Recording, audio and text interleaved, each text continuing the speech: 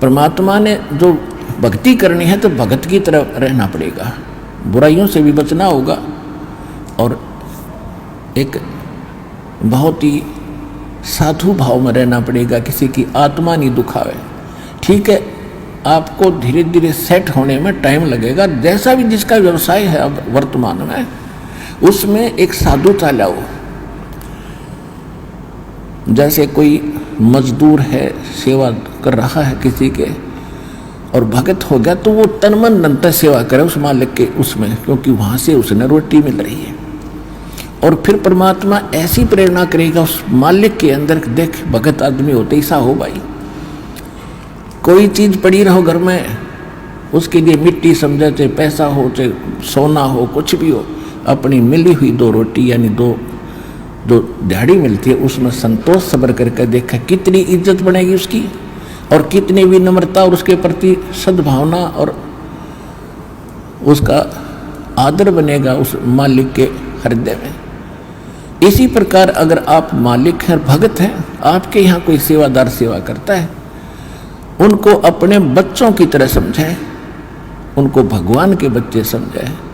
वो बालक सेवा कर रहे हैं, भगवान के बच्चे हैं, उनको प्यार दे और उनके साथ कोई ऐसा गलत बर्ताव नहीं करे। और फिर कुछ दिनों में उनके दिल में ऐसी भावना होगी, परमात्मा दोनों तरफ रोल करता है, जब हम मालिक के अनुसार चलेंगे फिर उन बच्चों में भी, उन सेवादारों में भी ऐसी भावना भर देगा भी हमारे जैसा नालायक नहीं, इसे ऐसे भले आदमी के घर में रामून 21 कराएंगे, सेवा में मजदूरी में 21 काम कराया करेंगे भाई। तो इस तरह कितना अच्छा माहौल बनेगा। और हम जैसे मालिक तो समझता है कि न रुपये पैसे दो 100 रुपये और काम खींचूँ 1000 का, और मजदूर क्या समझते हैं, रुपये लेवा 500 और काम करा 100 रुपया का। दोनों की नीयत खराब और दोनों दुखी, कर्म भी बिगड़े, टेंशन बनी रहे। तो इस प्रकार हमने अपने इस अंतःकरण के अंदर एक साधु भाव लाना पड़ेगा और तब हम देखना आपका वातावरण कैसे बदलने लगेगा, कैसे बदलने लगेगा, पूछो मत।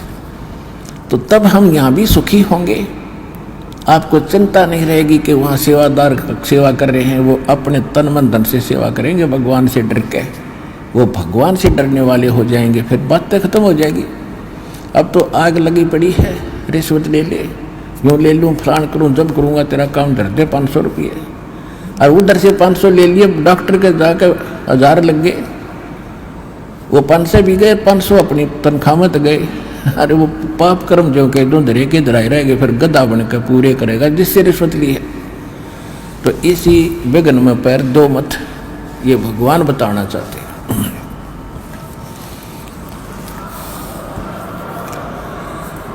और जब आपको ये ज्ञान होगा ना, जहर दिखाई देगा आपको, और जब आप नेक नीति से चलोगे तो पूछो मत।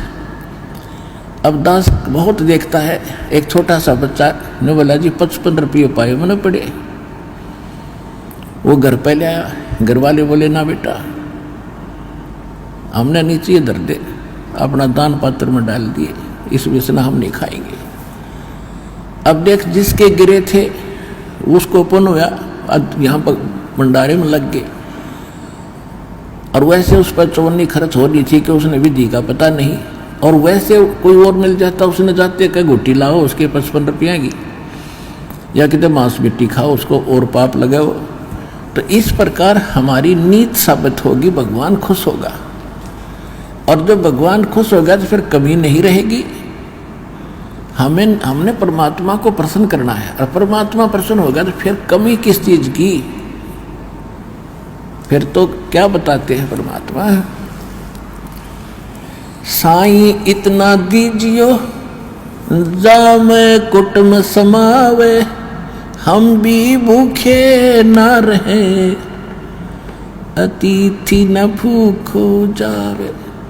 इससे अधिक मांगना इस काल की जेल में हमारी महामूर्खता है कि इतना ही मांग लो बस तुम, इसमें सब कुछ मिलेगा, क्योंकि ये कलयुग है और कलयुग में मशीनरी जरूरी होगी, तो आप इतना ही मांगो जा में कुटुंब समावे, यानी रिक्वायरमेंट ऑफ द फैमिली, परिवार की आवश्यकताएं ये है जा में कुटुंब समावे, और हम भी भूखे ना रहें और अतिथि न भूखा जाए। फिर देगा आपको, और फिर रहो मालिक के वचनानुसार चलो। फिर कैसे, जैसे परमात्मा कहते हैं, चिड़ी चोंच भर ले गई नदी न घट्यो नीर, दान दिए धन घटे नहीं, यूं कह रहे साहिब कबीर। परमात्मा अपना साइन कर रहे हैं इस वाणी को बोल करके, कह रहे साहिब कबीर कि दान करने से धन नहीं घटेगा, ये नियम है ईश्वर का, परमेश्वर का। और दान सुपात्र को करे, गुरु बिन माला फेरते, गुरु बिन देते दान, गुरु बिन दोनों निष्फल हैं, चाहे पूछो वेद पुराण। देते को हर देत है, जहां तहां से आण, अण देवा मांगत फिरो, फिर साहिब सुने ना कान।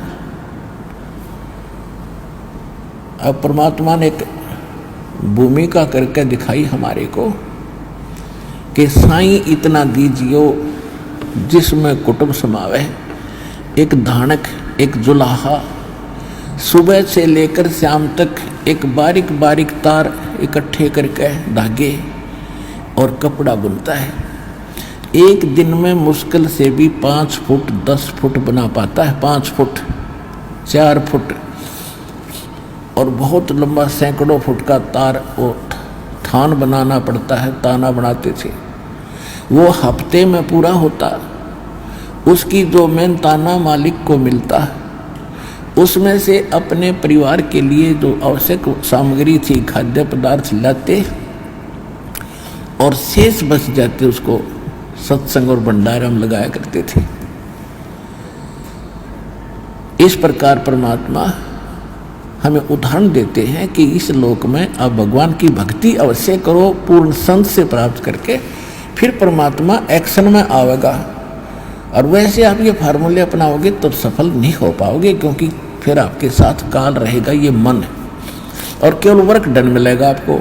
यहाँ वर्क से भी अलग मिलेगा आपको, किस्मत से भी न्यारा देगा परमात्मा, क्योंकि हम परमात्मा से कुछ और मांग ही नहीं रहे, इतना ही मांगते कि हमारी भक्ति बनी रहे और हमें कोई आवश्यक वस्तु का अभाव ना हो, बस इतना सा।